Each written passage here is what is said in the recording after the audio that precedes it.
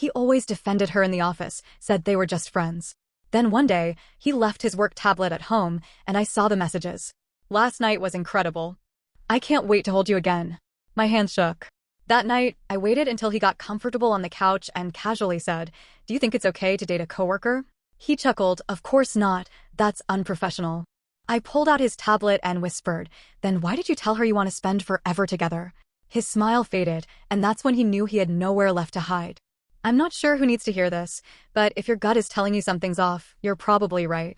I've been married for 12 years. We met in Seattle, where we both used to work downtown. He was calm, collected, the kind of guy who made you feel like everything was under control. I liked that. I needed that. I had a chaotic past, so stability felt like love. We built a life together. House in Queen and small backyard, red front door, a dog we rescued from an adoption fair in Capitol Hill. We weren't flashy, but we were solid. Or I thought we were. About 2 years ago, he got a new job at a fast-growing tech startup near Pioneer Square. He was excited. I was excited for him. It was a step up, more money, more leadership, more stress. He worked longer hours, but I didn't complain. I was proud of him. That's when I started hearing about Alyssa. She's a genius when it comes to UI. She cracks me up during meetings. She's got this weird obsession with black licorice. All harmless. At first, it wasn't like he said anything bad. He spoke about her the way you'd mention a fun coworker. And I had no reason to be suspicious. I even teased him once. "You're always talking about her. She your work wife?" He smiled. "No, she's just funny. We work well together. That's it." I laughed it off. I'm not a jealous person. I've always believed if someone wants to cheat, they will, whether you're paranoid or not. So I never snooped. Never tracked him. Never checked his phone. That's not who I am. But over time, I noticed small things. He started using "we" a lot when talking about work. We grabbed sushi after the app launch. We went on a walk to clear our heads. We stayed late to fix the server issue. We. Always we. Then he started staying at the office later. At first it made sense. Tech startups move fast. But soon it was every night. Sometimes until midnight. Sometimes he wouldn't come home at all, saying he crashed at a friend's place closer to the office after pulling an all-nighter. He was tired all the time. Distant. Short-tempered. Our conversations became short. Routine. Surface level. I asked him a few times if everything was okay. He'd just say he was stressed. I tried to make things easier. I'd cook dinner even if he wasn't home. I left sweet notes in his lunch bag. I tried to talk to him about my day, ask about his. He'd nod, scroll on his phone, give me half answers. It felt like talking to a stranger. Then, one Thursday, it happened. I came home early from a client meeting. I opened the door, and there it was on the counter, his work tablet. He never, ever leaves his devices at home. Ever. It was sitting right there, next to his travel mug and an empty granola bar wrapper. I stared at it for a while. I didn't want to be that wife. The one who snoops. The one who digs. But something felt different. Something was wrong, and I knew it deep down. My hands were shaking before I even picked it up. No password. Just open to Slack. At first, I just stared at the screen. Then I clicked on direct messages. There she was. Alyssa. I opened the thread. I only had to scroll 2 lines down before I froze. "Last night was incredible. I still smell you on me. I can't wait to hold you again." My heart stopped. I stood in the kitchen holding the tablet like it was on fire. I kept reading. There were emojis. Inside jokes.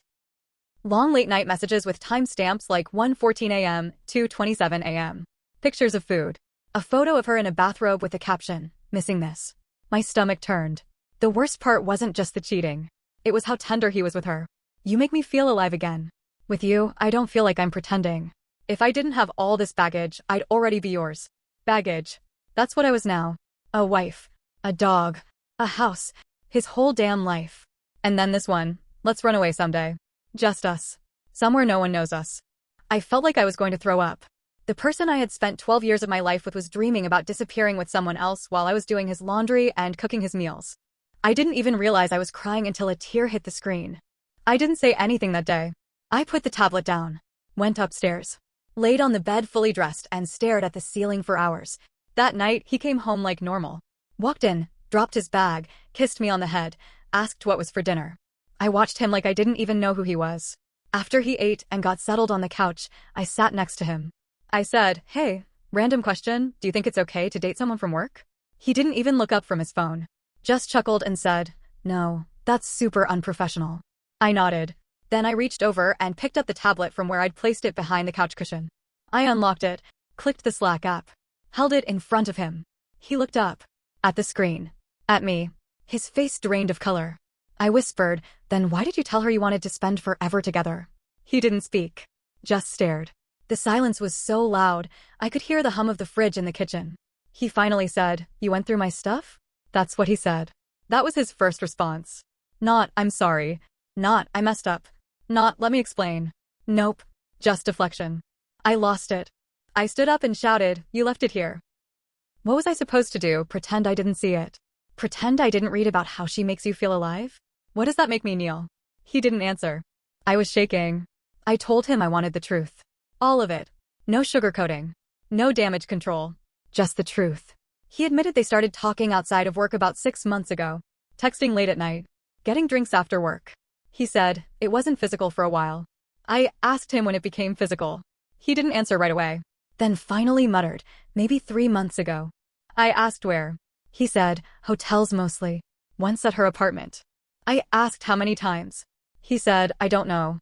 I asked, do you love her? He stared at the floor. Then nodded. That was the moment I felt something inside me just snap. Not anger. Not grief. Just nothing. Like the part of me that loved him got up and left the room. I didn't cry. I didn't scream. I just said, you're sleeping on the couch tonight. And that was that. It's been a few months since that night. We're still living in the same house for now. But it's cold. Quiet. We don't talk unless it's about bills or the dog. He says he stopped talking to her. I don't believe him. He says he's sorry. I don't care. People always ask, are you going to stay? Like it's a simple question. Like love and history and trust and betrayal can be weighed neatly on a scale. All I know is the man I married no longer exists. And the man who took his place? I don't know him. I don't want to. I don't know how this ends yet. Maybe we separate. Maybe we try therapy. Maybe I walk out one day and never look back. But I do know this. If you ever get the feeling that something isn't right, you're probably already standing in the ashes. A few days after I posted, I started to notice more strange behavior. You'd think after getting caught cheating, he'd walk on eggshells. Apologize more. Try harder. He didn't. Neil was quiet, distant, but not like a guilty man. More like someone annoyed he got caught. Like I had ruined something for him. The air in the house was thick. We barely spoke. He'd come home late still, though now he claimed it was to give me space. Then came the weird part. One night, I woke up to the sound of the shower running. It was 2:30 in the morning. He never showers that late. I got out of bed, walked down the hallway. His work bag was on the floor of the hallway, unzipped. I don't know what got into me, but I looked inside. There was a card. A small envelope. Opened. No stamp. Handwritten. I pulled it out. It said, I hate not being able to wake up next to you. Every second without you feels like a lie. Let me be your real life. It wasn't signed. But I didn't need it to be. It was Alyssa. Again. I walked over to the bathroom. Knocked once. Loud. The shower stopped. Neil, I said. No answer. Neil, open the door. He opened it with a towel around his waist. Wet hair. Looked surprised, but not guilty. Just irritated. What? He asked. I held the card up. He stared at it, then at me. Said nothing. I said, you're still seeing her. He leaned against the door frame. I didn't say I wasn't. I blinked.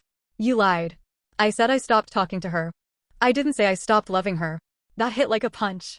I didn't yell. I didn't throw anything. I just walked away. The next morning, I scheduled a meeting with a divorce attorney. I didn't tell him. A week later, the twist came.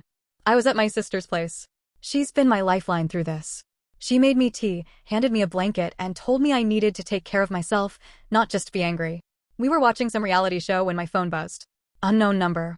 Text read, you don't know everything. Another text, 5 minutes later. You should ask Neil who Alyssa really is. At first I thought it was a prank. Or maybe Alyssa herself, trying to mess with me.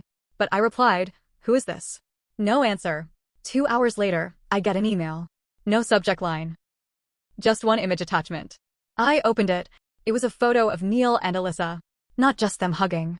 Not kissing. A wedding photo. Neil in a tux. Alyssa in a white dress. They were younger. Maybe early 20s. The timestamp on the photo said 2011. The same year Neil and I got married. I thought it had to be fake. I thought maybe it was a joke, or Photoshop, or some cruel lie. I zoomed in on the photo. There was a church sign behind them. St. Mark's Episcopal Church, Tacoma, Washington. I Googled it. It's real. I searched marriage records. Neil Robert H. married Alyssa Marie L. on June 4, 2011. My wedding with him? July 17, 2011. A month later. My stomach dropped. He wasn't just cheating on me. He was already married when we got married. I didn't sleep that night. I called him the next day.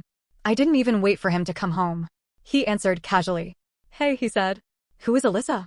He was silent. You lied about everything, I said. You married me while you were already married to her. What the hell is this? He tried to act confused. What are you talking about? I have a picture. I have the records. I know about the wedding in Tacoma. That's when he went quiet. Completely quiet. Then he said, it's complicated. I laughed. Out loud. I couldn't help it. Complicated? That you married me while married to someone else? That you're still seeing her now? Is she your wife or your mistress? Or am I the mistress? He whispered, it's not what you think. I said, then tell me. And he did. Or at least, he tried to. He told me that he married Alyssa when they were young. Right after college. But it fell apart quickly. No kids. No contact. They separated but never legally divorced. He said he thought it was over. That it didn't matter. That when he met me, it felt like a second chance. He said, you were my fresh start. You were the person I wanted to build a real life with. I asked, then why didn't you just get divorced? Why not tell me the truth before putting a ring on my finger? He didn't have an answer. The worst part? Our marriage might not even be real. I called the lawyer. She said if he was legally married at the time of our wedding, mine might be invalid. That I might not be his wife, at least not in the eyes of the law. It hit me like a truck. 12 years. Gone. On paper, I might not even be divorced. I might just be nothing. I haven't told my parents yet. I haven't told anyone else but my sister and lawyer. But I'm still getting messages. The unknown number keeps texting me. One text read, he said you were just a placeholder. That you were boring. Predictable. Another, ask him about Boston. Ask him who he stayed with in July 2021. I did. He said, I was at a tech conference. I said, alone.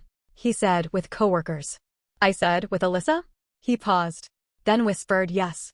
So it wasn't just 6 months. It wasn't just emotional. It wasn't just physical. It was planned. It was intentional. And now? Now I don't know what's real anymore. I wish I had something stronger to say. Some triumphant line about empowerment or walking away. But I'm still here. In this mess. No ending yet. Just one woman, one betrayal, and a whole life that might have been built on a lie. I didn't think the story could twist again. I thought I'd already hit the floor. I was wrong. After finding out our marriage might not even be real, I spent most nights at my sister's. Neil stayed at the house. I told him to give me time, space, air to breathe. He agreed. Or at least pretended to. Last Friday, I went back to the house to grab some papers. He wasn't supposed to be home. He was. Not only that, he wasn't alone. There was laughter coming from the living room. I froze at the door. Then I heard her voice. Alyssa. Not over the phone. Not a video call. She was there. In my house. On my couch. Drinking out of one of my mugs. Laughing. I should have walked out. But I didn't. I walked straight in. She turned first. Then Neil. Silence. She stood up like she belonged there. Calm. Unbothered. I said, really? You couldn't even wait until the ink was dry on the fake divorce papers. Neil stood up, but I looked right at her. You've got guts coming into my house. She looked me dead in the eye and said, it's not your house. Not really. I stepped forward. Excuse me? She pulled something from her bag. A manila envelope. Tossed it on the coffee table. Inside were papers. Not divorce papers. Property papers. Her name and Neil's. The deed. Apparently, when they got married the first time, they bought a house together. That house was sold in 2015. And the money? Went into buying our house. She had proof. Neil's name and hers were both listed on a dormant joint account. That account was used for the down payment. And now she wanted her share. I said, so this was the plan? Wait for me to find out, then move in and reclaim what's yours. Alyssa smiled, like she'd already won. I didn't have to wait. He never really left. Neil didn't deny it. He just sat down. Like he couldn't fight anymore. I walked out before I threw something. But here's where it gets even worse. A day later, I got a knock at my sister's door. An envelope was taped to it. No name, no return address. Inside? A flash drive. And a sticky note. You missed a few things. You don't know the half of it. I don't know why I plugged it into my laptop. Maybe part of me hoped it was fake. But curiosity wins, doesn't it? It was a folder. Labeled contracts. Inside were scans of NDAs, non-disclosure agreements, with Neil's name on them. The company he worked for? They weren't just a startup. They were doing something shady. Some kind of internal black box software for data scraping. I don't understand all the tech jargon, but it looked illegal.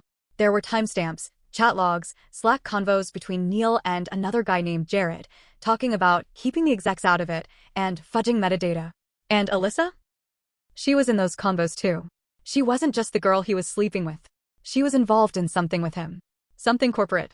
Something risky. And now that I had these files, I realized something. They thought I didn't know anything. They assumed I wouldn't look. They were wrong. That same night, I started getting weird calls. No caller ID. Every 2 hours. Always silence on the other end. At 2 a.m., someone knocked on my car window while I was parked outside my sister's. I screamed. They ran. The next day, my sister's tires were slashed. We reported it. Police said they couldn't do much without proof. Just told us to be careful. I went to Neil. I confronted him again. This time with everything. The flash drive. The corporate stuff. The connection between him and Alyssa. And you know what he said? I told you it was complicated. That's it. No denial. No fear. Just resignation. I said, are you being blackmailed? He shook his head. No, he said. It's not like that. It started as a side project. Then it got big. Then we couldn't stop. Then Alyssa came back. And things spiraled. I asked him what spiraled meant. He just looked tired. Said, you shouldn't have gotten involved. So now I'm not just the woman who got cheated on. I'm a liability. To them. To whatever they're hiding. And I still don't know what's worse, that my marriage was a lie. Or that I might be in danger because of it. No ending yet. But I'm not staying quiet. Not anymore. I didn't plan for the final confrontation to happen the way it did. Honestly, I didn't plan anything at all. But life has a way of pushing you to the edge when you try to stay quiet too long. It started with an email. From HR. Neil's company. A woman named Stephanie B. reached out. Said she'd come across something troubling. Said she wanted to meet. Said she thought I should know. We met in a coffee shop in Fremont. I expected awkward silence or vague corporate words. Instead, she handed me a sealed envelope and said, don't say I gave this to you. Inside were screenshots. Messages between Neil and the VP. Slack logs. And one email that turned my blood cold. If Maya finds out about the test data leak, it'll blow up everything. Alyssa said she's keeping her close. It's under control for now. Keeping me close? Like I was the one being handled. Like I was a threat. Like I was a pawn. I sat there frozen, while the latte in front of me got cold. I didn't go home after that. I called my sister and asked her to stay at her place again that night. I couldn't go back to that house. Not yet. But I knew I needed to confront Neil one last time. I wanted it to happen in public. I didn't trust myself or him behind closed doors. So I waited. And fate handed me the moment. 3 days later, my sister and I went to a company event. I wasn't invited, obviously. But my sister's boyfriend worked there too. It was some team-building mixer at a rooftop bar in Capitol Hill. Open bar, awkward speeches, a lot of overlapping. And Neil was there. So was Alyssa. She had her hand on his shoulder when I walked in. She looked smug. He looked half-drunk. I didn't go straight to them. I waited. Let them get comfortable. Let them pretend this was normal. And when the VP stepped up to speak, I stepped in front of them. Loud enough for the nearby tables to hear, I said, Neil, would you like to tell everyone how you're married to 2 women and committing fraud at the same time? Or should I? The room went still. He stared at me like he didn't know who I was. Alyssa's smile dropped instantly. I pulled out the envelope Stephanie gave me and tossed it on their table. You want to talk about keeping me close? Want to tell your bosses how your test data leak was actually a cover for your side hustle? Someone nearby gasped. I didn't care. I just kept going. You let me think I was your wife. You made me think I was the boring one, the predictable one, while you kept your real wife around like some dirty little secret. And now you're dragging her into corporate crime? You're both pathetic. Neil tried to stand up. Maya, not here. No. Exactly here, I said. Here is perfect. Alyssa grabbed his arm and hissed, we need to go. But it was too late. Phones were already out. People were whispering. His boss, one of the execs, was walking toward us. I walked away before I could be the one escorted out. Neil texted me later that night, you didn't have to do that. That was cruel. I stared at it for 5 minutes, then typed one word. Good. I didn't hear from him again for a few days. Then the fallout started. Stephanie texted me again. HR was investigating. The VP resigned quietly. Alyssa was let go. Neil was on leave pending review.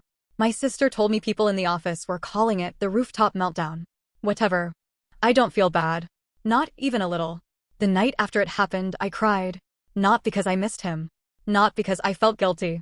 But because I finally accepted it was over. 12 years. All that time, all that effort, all that hope would burn down. I cried for the woman I was. The one who believed in him. The one who thought loyalty meant something. The betrayal wasn't just emotional. It was structural. He lied about everything. Love, marriage, money, even who he was. I kept remembering stupid things. Like how he used to warm my car on cold mornings. Or how he'd kiss the top of my head every night, like clockwork. How could someone be two people at once? How could someone hold you with love in their hands and lies in their mouth? My sister? She was furious. She told me, you should have left sooner. I always knew something was off. Her boyfriend, who worked with Neil, quit the company 2 days after the confrontation. Said the whole place felt rotten. Even my mom, who adored Neil, finally said, I never thought I'd say this, but I'm glad your father's not alive to see this. Brutal, but honest. The divorce papers are official now. Turns out, technically, we weren't legally married. But I filed for spousal fraud and financial damages. My lawyer says it'll take time, but we'll win.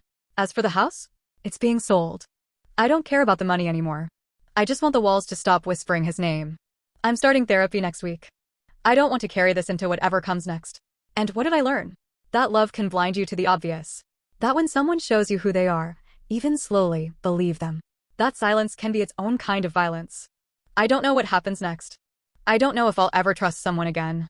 But I know I survived this. I faced the storm and stood my ground. I'm not naive anymore. I'm not soft. But I'm not bitter either. I'm aware. And if that's the only thing I walk away with, it's still enough.